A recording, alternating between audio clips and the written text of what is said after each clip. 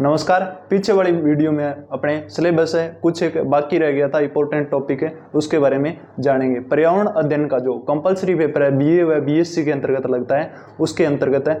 आगे अपने कौन कौन सी टॉपिक और बचे हुए हैं उसके बारे में जानेंगे। सबसे पहले पारिस्थितिकी तंत्र, पारिस्थितिकी तंत्र। अब पारिस्थितिकी तंत्र के अंतर्गत आपको क्या क्या पढ़ना है? पारिस्थितिकी तंत्र की संरचना, कार्य, संरचना के अंतर्गत उत्पादक, उपभोक्ता व अपघटक को शामिल किया जाता है पारिस्थितिकी तंत्र की संरचना के अंतर्गत। इससे संबंधित छोटे प्रश्न ये भी पूछ सकता है, पारिस्थितिकी शब्द है किसने दिया? पारिस्थितिकी शब्द किसने दिया? 1866 के अंतर्गत, 1866 के अंतर्गत अर्नस्ट हैकेल, अर्नस्ट हैकेल नामक विद्वान ने पारिस्थितिकी शब्द की रचना की। यानी पारिस्थितिकी शब्द सबसे पहले 1866 के अंतर्गत अर्नस्ट हैकेल ने दिया। अब बात आए, आपसे प्रश्न पूछ लिया जाए पारिस्थितिकी तंत्र की, इको सिस्टम की, ये इकोलॉजी पूछेगा और ये इको सिस्टम पूछेगा। पारिस्थितिकी तंत्र 1935 के अंतर्गत, 1935 के अंतर्गत विद्वान का नाम आएगा एजी टांसले।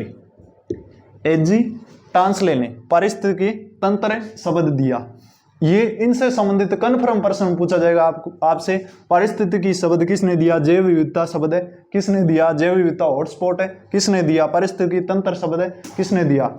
या सन पूछ लेगा, या पूछ लेगा पारिस्थितिकी शब्द की रचना अर्नस्ट हैकेल ने कब की, या अर्नस्ट हैकेल ने पारिस्थितिकी शब्द की जो संरचना शब्द की रचना की उसे आगे किसने पढ़ाया? पारिस्थितिकी तंत्र की संकल्पना किसने दी? ये आप कमेंट में बताना। पारिस्थितिकी तंत्र की संकल्पना या अवधारणा के बारे में आपको पढ़ना है। अवधारणा कब दी? पारिस्थितिकी तंत्र की अवधारणा के अंतर्गत कौन कौन से टॉपिक शामिल किए जाते हैं, ये भी आप ध्यान से पढ़ के जाना। परवाह पारिस्थितिकी तंत्र में लिख लेना ऊर्जा प्रवाह। पारिस्थितिकी तंत्र के अंतर्गत ऊर्जा प्रवाह एक स्तर से दूसरे स्तर के अंतर्गत ऊर्जा प्रवाह 10% है।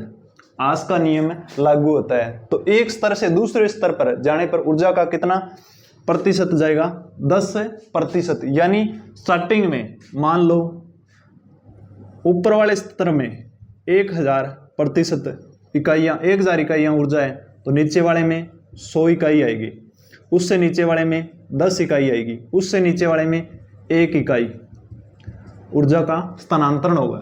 यानी ऊर्जा का प्रवाह है जो 10वां भाग है आगे स्थानांतरित हो रहा है। खाद्य श्रृंखला, खाद्य जाल, पारिस्थितिकी पिरामिड।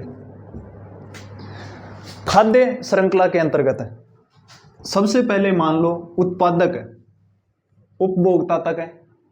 उत्पादक किस पर निर्भर है? उपभोक्ता किस पर निर्भर है? अपघटक किस पर निर्भर रहा है? इसके अंतर्गत एक पूरा का पूरा जाल बनता है। जैसे सूर्य की रोशनी से पेड़ पौधे, घास है उगती है, घास पर कीट पतंगे, ये पेड़ पौधे घास है, ये क्या होगा? उत्पादक। क्या होंगे? उत्पादक होंगे। अब इसके बाद में इस उत्पादक पर उपभोक्ता निर्भर होंगे। कौन होंगे? उपभोक्ता। उपभोक्ता के अंतर्गत प्राथमिक उपभोक्ता, द्वितीयक उपभोक्ता, तृतीयक या चतुर्थक या चरम उपभोक्ता शामिल होंगे। प्राथमिक उपभोक्ता में कीट पतंगे जो घास को खाते हैं, सबसे पहले वो शामिल होंगे। वो कौन से होंगे? प्राथमिक उपभोक्ता। अब जो कीट पतंगों को जो खाते हैं वो द्वितीयक उपभोक्ता के अंतर्गत शामिल होंगे। जैसे सांप है, मेंढक है, कीट पतंगों को छिपकली खाती है, मेंढक खाते हैं, मेंढक को सांप खाता है, सांप को बाज खाता है, बाज तृतीयक या चरम उपभोक्ता में शामिल किया जा सकता है। जैसे पेड़ पौधों को हिरण खाता है, हिरण को भेड़िया या लोमड़ी खाती है, लोमड़ी को शेर खाता है, तो शेर कौन सा है, चरम उपभोक्ता में शामिल करते हैं।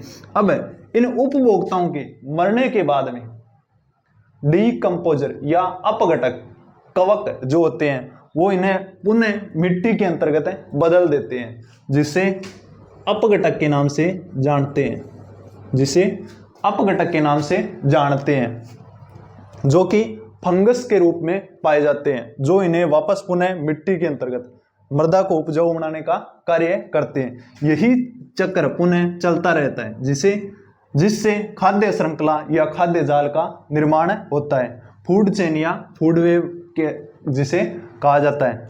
अब पारिस्थितिकी पिरामिड क्या होता है, इसे संख्या के आधार पर, पारिस्थितिकी पिरामिड को संख्या के आधार पर, ऊर्जा के आधार पर इसे बांटा जा सकता है। पारिस्थितिकी पिरामिड दो प्रकार का होता है, सीधा व उल्टा। पारिस्थितिकी पिरामिड के अंतर्गत मुख्य प्रश्न पूछा जाता है, पारिस्थितिकी पिरामिड को सीधा कहां पर बनता है, उल्टा कहां पर बनता है, तो इस बात का अपने ध्यान में रखना। पारिस्थितिकी तंत्र के अंतर्गत जो जैव भार है, जैव भार पिरामिड है, वो तो तालाब या जल के अंतर्गत उल्टा बनता है। तालाब या जल के अंतर्गत किस प्रकार से बनेगा, उल्टा।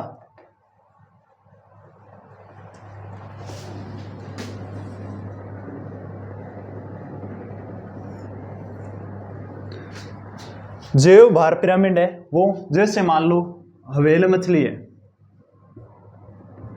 इसका भार क्या है, इसकी संख्या बहुत ही कम होती है लेकिन इसका भार क्या है, ज्यादा है, तो जैव भार पिरामिड है वो क्या है, हमेशा ही उल्टा होगा।